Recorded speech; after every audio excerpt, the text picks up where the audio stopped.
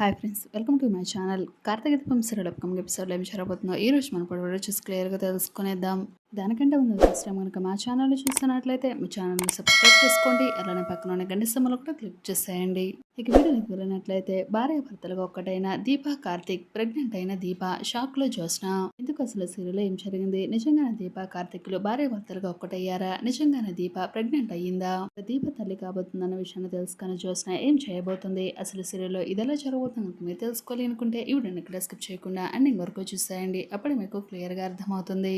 అలానే మా వీడియోని ఇప్పుడు కనుక లైక్ చేయనట్లయితే వెంటనే ఒక లైక్ చేసేయండి. సరేనండి, సీరియల్ ఏం జరుగుతుందో చూసి తెలుసుకుందాం. ఇక మొత్తం ఇది సీరియల్లో కనుక చూసుకున్నట్లయితే చూడు జ్యోత్స్న, నువ్వు పెళ్లి చేసుకుంటున్నందుకు నాకు చాలా హ్యాపీగా ఉంది.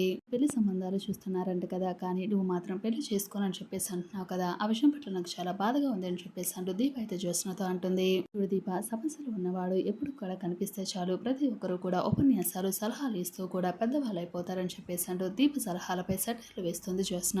జ్యోత్స్న, నేను నీకు ఒకే ఒక్కటి చెప్తున్నాను, బాగా గుర్తుపెట్టుకో. నువ్వు సుమిత్రమ్మను బాధ పెట్టొద్దు. ఆమె ఏం చెప్తే నువ్వు అదే చేయాలి. ఆమె పెళ్లి చేసుకోమంది కాబట్టి నువ్వు పెళ్లి చేసుకుని తీరాల్సిందే. ఆమెను బాధ పెట్టవద్దు. పెళ్లి చేసుకుని హాయిగా ఉండని చెప్పేసి అంటూ దీప అయితే అంటుంది. లైఫ్ నువ్వు చేసుకుని నీ లైఫ్ అయితే నువ్వు చూసుకోవచ్చు కదా, కుటుంబాన్ని ఎందుకు అంత బాధ పెడుతున్నావు? నీ వల్ల అందరూ చూడు ఎంత బాధపడుతున్నారని చెప్పేసి అంటూ దీప మాట్లాడుతుంది. దీప మాటలకి జ్యోత్స్న అయితే చాలా కోపం అనిపిస్తుంది. ఇక వెంటనే జ్యోత్స్న అయితే నీ భర్తను నాకు ఇచ్చేసి పెళ్లి చేసుకుని హాయిగా కాపురం చేసుకుంటా అని చెప్పేసి అంటూ జ్యోత్స్న అయితే బదిలిస్తుంది. మాటలకి దీపకి అయితే కోపం అనిపిస్తుంది. జ్యోత్స్న, నీలో నాకు నచ్చింది ఇదే, నువ్వు ఇది మార్చుకుంటే చాలా బాగుంటుంది అని చెప్పేసి అంటుంది దీప. జ్యోత్స్నకు సర్ది చెప్పే ప్రయత్నం చేస్తుంది, కానీ జ్యోత్స్న మాత్రం అసలు పట్టించుకోదు. దీప, నా జీవితం గురించి నువ్వు ఏమీ వర్రీ కావాల్సిన అవసరం లేదు. నా జీవితానికి ఏదైనా అన్యాయం జరిగిందంటే అది నీ వల్లే. నిన్ను మాత్రం అంత తేలిగా వదిలిపెట్టే ప్రసక్తి లేదని చెప్పేసి అంటూ దీపకు వార్నింగ్ ఇచ్చి అక్కడి నుంచి వెళ్ళిపోతుంది జ్యోత్స్న. జ్యోత్స్న తీరు మారాలంటే ఆమెను ఫారెన్ పంపించేయడమే కరెక్ట్ అని చెప్పేసి శివనారాయణ అంటాడు. జ్యోత్స్న ఇక్కడే ఉంటే 24 గంటలు కూడా ఆ కార్తీక్ గురించి ఆలోచిస్తుంది. ఏదైనా పొడుస్తుందా అంటే అక్కడ అన్ని నష్టాలే. జ్యోత్స్నను వెంటనే అమెరికా పంపించేయడమే మంచిదని పారిజాతం కూడా చెప్తుంది. జ్యోత్స్నను అమెరికా పంపించడానికి దశరథ మాత్రం అస్సలు ఒప్పుకోడు.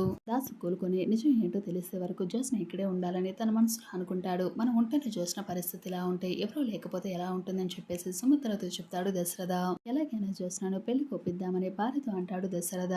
జ్యోత్స్న ఏంటి ఈ రోజు ఇంకా ఆఫీస్ కి వెళ్ళలేదని చెప్పేసి అంటాడు దశరథ. కార్తీక్ గారి ఇంటికి వెళ్ళుంటుందని శివనారాయణ అయితే చాలా కోపంగా అంటాడు. అప్పుడే కూడా అలా మాట్లాడుకుని హాల్లో అయితే కూర్చుంటాడు. ఇంతలో అయితే జ్యోత్స్న అప్పుడే ఎంట్రీ ఇస్తుంది. జ్యోత్స్న కోపంగా కనిపించడం చూసి శివనారాయణ అయితే, ఏంటి జ్యోత్స్న అంత కోపంగా ఉన్నావు? మేమేమి నీకేమీ శత్రువులు కాదు అని చెప్పేసి అంటాడు. మీద నీకు అసలు ఎందుకు అంత కోపం? మేము చెప్పేది విలువ పట్టించుకో అని చెప్పేసి అడుగుతూ ఉంటారు జ్యోత్స్నని. ఇప్పుడు జ్యోత్స్న, నీ పెళ్లి చేస్తానని మీ అమ్మకు నేను మాటిచ్చాను. నేను చచ్చేలోపు ఇచ్చిన మాటను నిలబెట్టుకుంటానని చెప్పేసి శివనారాయణ అయితే చెప్తాడు. చచ్చినా సరే నేను పెళ్లి చేసుకోనని చెప్పేసి జ్యోత్స్న కూడా సమాధానం ఇస్తుంది. నీ పెళ్లి చేసే నేను చేస్తాను మీద నిలబడే రకాన్ని నీకు బాగా తెలుసు కదని చెప్పేసి అంటూ శివనారాయణతో వార్నింగ్ ఇస్తాడు జ్యోత్స్నకి. తాత, నేను కూడా నీ మనవరాలనే, నాది కూడా నీ రక్తమే కాబట్టి నా పంతం కూడా నీలానే ఉంటుంది. నేను కూడా ఆ మాట మీద ఉంటానని చెప్పేసి అంటూ శివనారాయణతో చాలా కోపంగా అంటుంది జ్యోత్స్న. ఇతరు సుమిత్ర అయితే ఒక్కసారిగా జ్యోత్స్న అని చెప్పేసి అంటూ గట్టిగా అరుస్తుంది. చూడు జ్యోత్స్న, పంతాలు పట్టింపులతో అశాంతి తప్ప మిగిలేది ఏమీ లేదు. నీ జీవితం నాశనం అవుతుందని కూతురుతో సుమిత్ర ఎంతగానో బాధపడుతుంది. పెళ్లి చేసుకోమని చెప్పేసి జ్యోత్స్నకు ఎంతగానో సర్ది చెప్తుంది. పెళ్లి చేసుకోనని సుమిత్రకు బదిలిస్తుంది జ్యోత్స్న. చాలా కోపం అనిపిస్తుంది సుమిత్రకి. చూడు జ్యోత్స్న, నువ్వు ఖచ్చితంగా పెళ్లి చేసుకుని తీరాల్సిందే అని చెప్పేసి అంటే చాలా కోపంగా ఆర్డర్ వేస్తుంది జ్యోత్స్నకి. ఇంట్లో నీ మాట చెల్లదని మేము చెప్పింది విని తల మంచుకుని తాళి కట్టించుకోవడం తప్పితే నీకు వేరే దారి లేదు, అర్థమైందని చెప్పేసి అంటే చాలా కోపంగా అక్కడి నుంచి వెళ్ళిపోతుంది. జ్యోత్స్న కోపాన్ని తగ్గించి కూతురికి సర్ది చెప్తాడు దశరథ. తండ్రి మాటలతో కూలైన జ్యోత్స్న పెళ్లి చేసుకోవడానికి తనకు కొంత టైం కావాలని అంటాడు.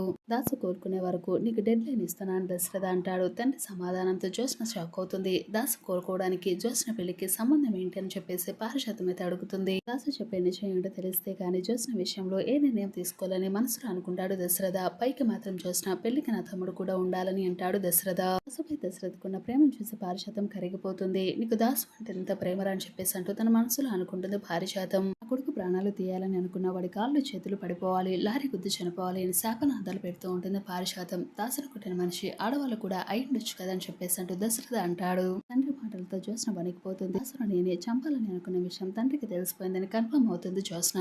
దాసును కొట్టాల్సిన అవసరం ఎవరికి ఉంటుంది? కింద పడే తలకు దెబ్బ తగిలి ఉండొచ్చు కదా అని చెప్పేసి టాపిక్ డైవర్ట్ చేస్తుంది జ్యోత్స్న. నిజంగానే దాసును ఆడ మనిషి కొట్టుంటుందని చెప్పేసి జ్యోత్స్న అడుగుతుంది పారిజాతం. నన్నేం అడగొద్దని చిరాకు అక్కడి నుంచి వెళ్ళిపోతుంది జ్యోత్స్న. కొట్టేది జ్యోత్స్న అయితే ఏం సమాధానం చెప్తుందని చెప్పేసి తన మనసులో అనుకుంటాడు దశరథ.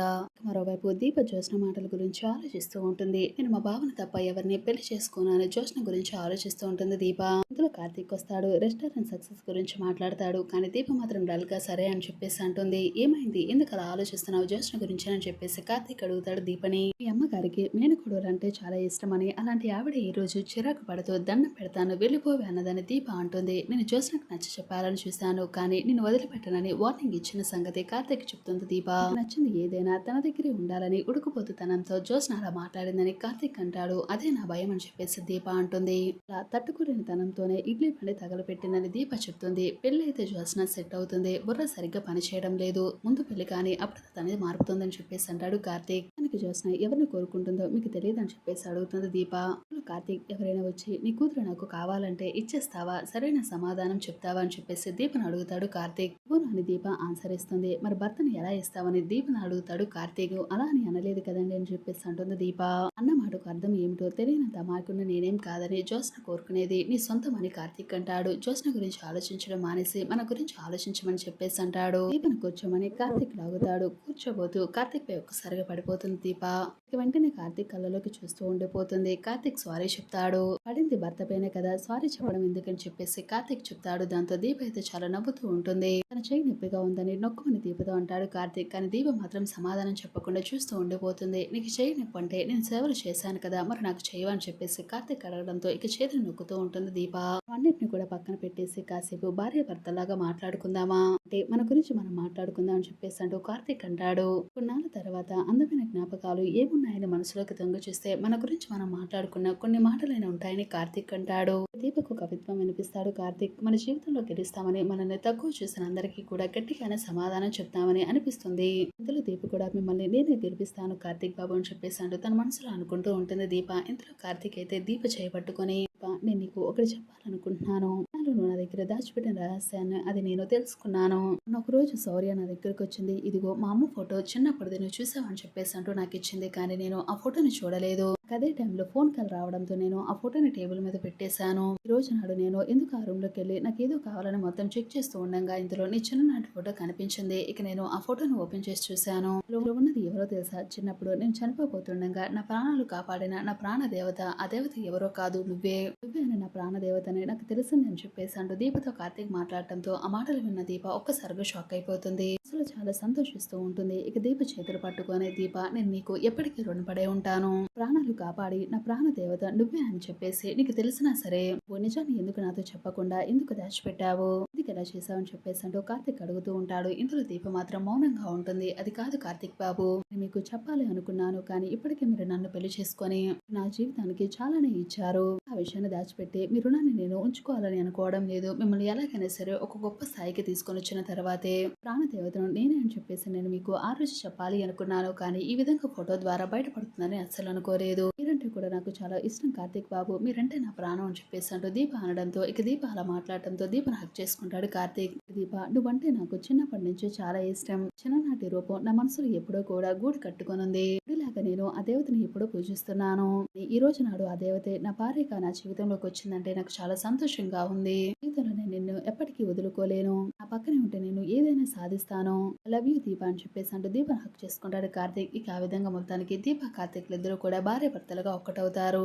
కొన్ని రోజులైతే గడుస్తూ ఉంటాయి. దీప కార్తీక్లు అన్యోన్యంగా ఎంతో సంతోషంగా ఉంటారు. వాళ్ళు స్టార్ట్ చేసిన రెస్టారెంట్ కూడా అంచెలంచెలుగా ఎదుగుతూ వస్తుంది. చాలా మంది కస్టమర్లు అందరూ కూడా జ్యోత్స్న రెస్టారెంట్ కి రావడం మానేసి సత్యరాజ్ రెస్టారెంట్ కి వస్తారు. నిదానికి సత్యరాజ్ రెస్టారెంట్ బాగా డెవలప్ అవడంతో ఆ రెస్టారెంట్ కి దీప కార్తీక్ ఇద్దరిని కూడా ఓనర్ ని చేస్తారు. రెస్టారెంట్ దీప ఓనర్ అవడంతో చాలా సంతోషిస్తాడు కార్తీక్ అయితే.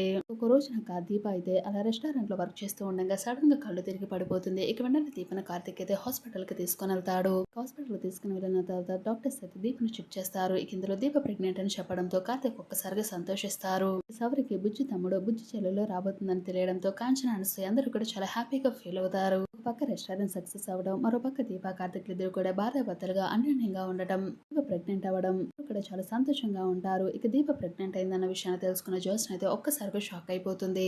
ఎలాగైనా సరే దీప కార్తీక్లను వేరు చేసి నా భావన సొంతం చేసుకోవాలనుకున్న జ్యోత్స్నకి ఒక్కసారిగా దీప తల్లవుతుందని తెలియడంతో ఒక్కసారిగా కుప్పకూలిపోతుంది జ్యోత్స్న. మరి చూసారు ఫ్రెండ్స్, రాబోయే మన Karthika Deepam serial upcoming episode అయితే ఖచ్చితంగా ఇలా అయితే జరగబోతుంది.